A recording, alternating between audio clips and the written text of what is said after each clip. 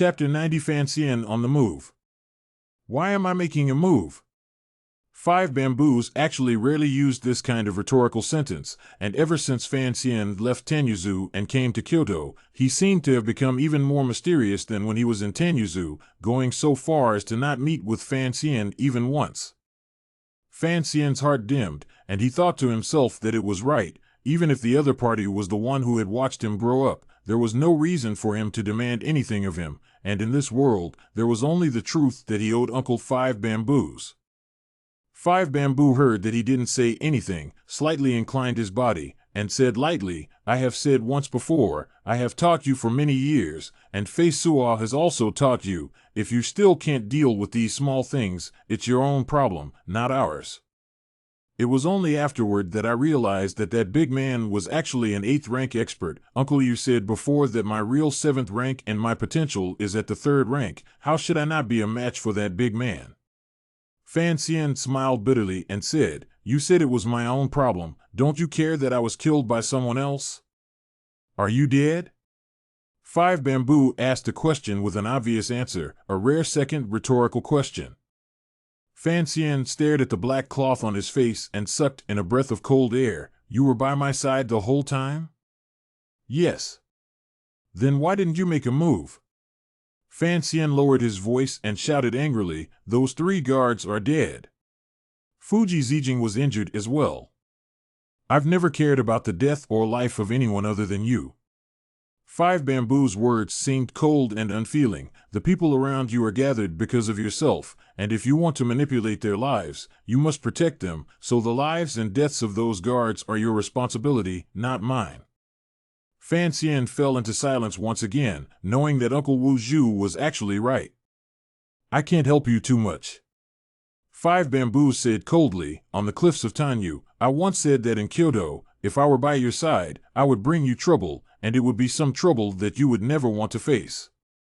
Fan Xian smiled bitterly as he recalled that conversation when he was 12 years old, when he had playfully said, "I will protect you." But that could only have been a naughty joke after all.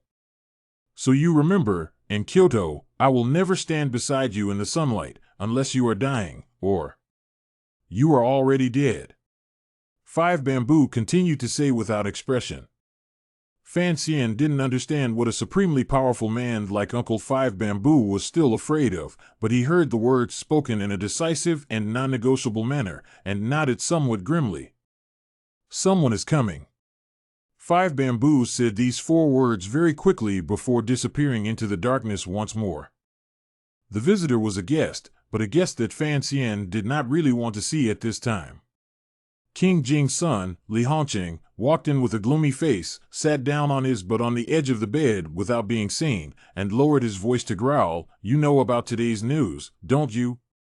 The envoys from Northern Qi actually refused to recognize the account, and those agitated eunuchs nearly smashed the Honlu Temple. Honlu Temple is the diplomatic institution of Qing, specializing in the paperwork and money exchanges with Northern Qi, the various vassal states, and the Eastern barbarians, as well as related matters. Upon hearing that Honlu Temple was nearly smashed, Fan Xian bitterly laughed. "These young people are also really hot-blooded enough, but Beiki naturally won't recognize it. Otherwise, if the people of Qingwa confirmed that the enemy country was able to send assassins to assassinate people at will in Kyoto, I'm afraid that the 2 countries will be making a lot of noise with each other."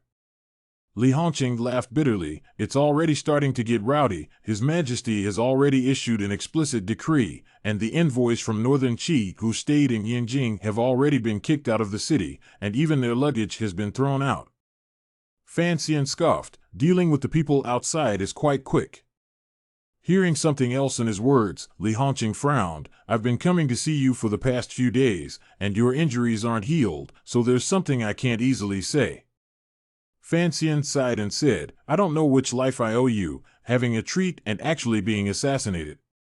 After I entered the capital, I also made you an acquaintance, you Hall of the World Sun, but you have always been straightforward in your speech. Why are you swallowing today?" Li Hongqing, some self-blame, said, "This thing really blamed me, who also did not expect Drunken Fairy House is actually the Northern Qi's secret agent." He said with a little deliberation, "The first thing I did today was to apologize on behalf of the second prince. He was originally prepared to personally come to the mansion to visit, but as you know, recently the water inside the capital was a little muddy because of your assassination, so he was not convenient to come rashly." He said with a bitter smile, "You should know that many people are still speculating that the second prince and I were the ones behind your murder, just to try and plant the evidence on His Highness the Crown Prince." Fan Xian looked at him with a smirk.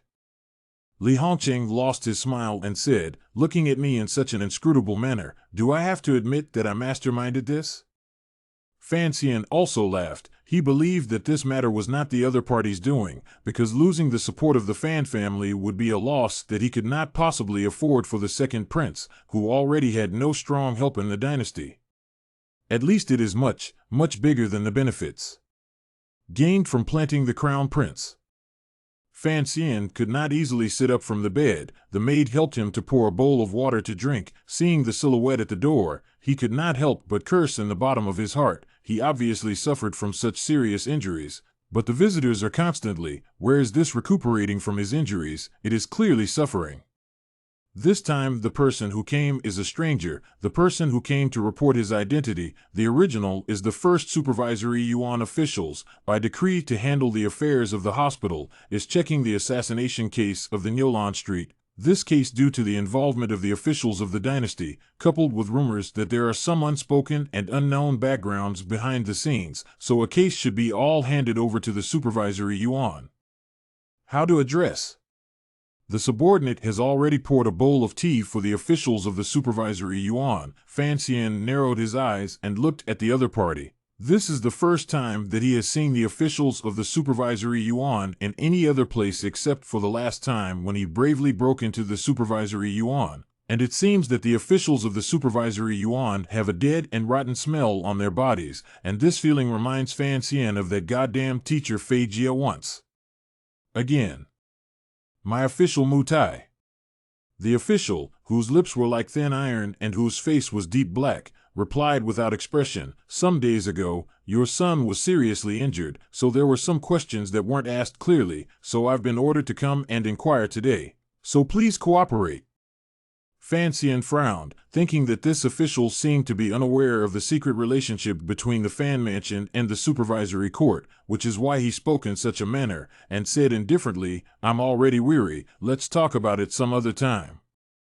Mu Tai seemed a bit surprised that the other party had refused to answer the question, and his face was a bit ugly.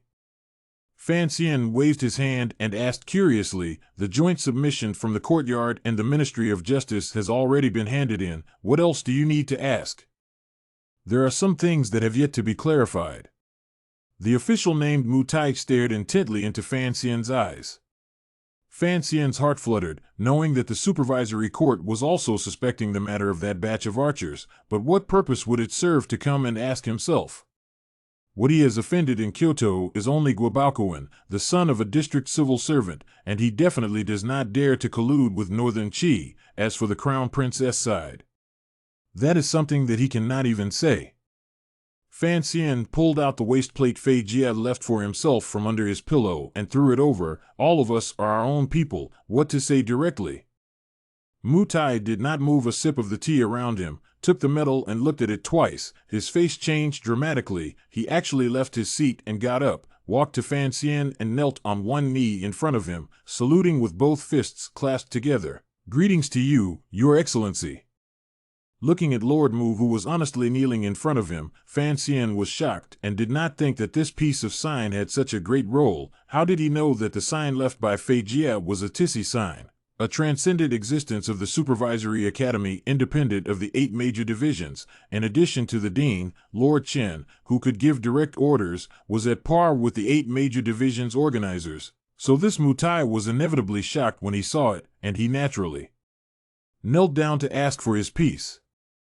Signaling him to stand up, Fan Xian frowned and asked, "When will Lord Fei return to the capital?" This was the issue he was most concerned about right now. For one, although Wanner's body was getting better, the roots of her illness could not be removed, and he did not know how much longer he would have to stay up. Secondly, the current situation in the capital is complicated. Uncle Wuzhu is still a ghost, his father is still polite with a cover-up, and Fei Jie, who he trusts deep down for no reason, is not in the capital. Hearing this, beautiful son asked Fei Lord, Mu Tai confirmed that the other party must be a very deep hidden adults in the hospital, like the supervisory yuan. This kind of secret service organization always like to develop some nail-like characters in the various capitals and ministries of the Kyoto. It is very obvious that the young master of the fan house in front of him is one of them, and also the kind of rank is particularly high. Mu Tai respectfully replied, there should still be some days. Have you found out anything yet? Fan Xian stared into his eyes. Mu Tai answered in a deep voice, the courtyard knew about the news too late, so the bodies of the archers had all been incinerated, and when they were finally traced back to the City Patrol Division, the trail was broken. Patrol City Division? Who is in charge of this area? Jiao Ziheng. Huh? Mu Tai raised his head to look at Fan Xian, somewhat curious that the other party didn't know Jiao Ziheng's identity, and replied, it shouldn't be one of the Crown Prince's people. As soon as he saw the impossibly imitated waist plate, he concluded the identity of the other party, so he spoke without any qualms. This was the style of the supervisory court, where all the hierarchical strictness only worked internally. You're in charge of this case? Fan Xian looked at him curiously. How many ranks of official? My subordinate officer is a 7th rank commander.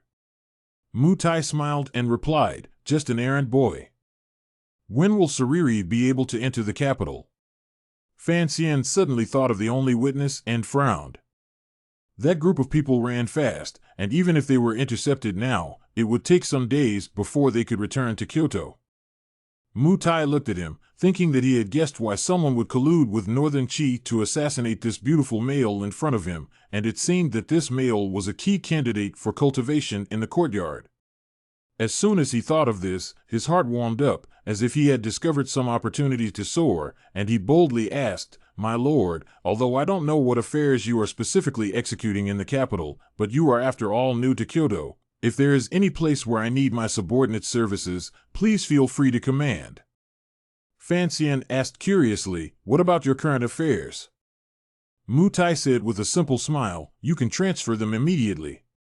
The affairs of the courtyard have always been graded according to class, and with your status, it would be a simple matter to transfer me to help. Fan Xian immediately guessed what the other party was thinking and said with a bitter smile, it's better to be spared. I don't even know what I'm going to do myself, so what good would it do for you to follow me and lose your life for no reason? He suddenly had a gloomy heart, thinking of the 3 guards who died the other day in Oxford Street. These guards had been following him since he entered the capital, yet he hadn't even remembered their names clearly yet, but the people were already dead. Letting the maid open the window, the light and fresh breeze from the sky outside all of a sudden flooded into the room that had been gloomy for a long time. Fan Xian took a deep breath, his spirit revitalized, and decided to do something, and asked this warm-hearted supervisory yuan official, there's a man in the courtyard named Wang Qinian, isn't there?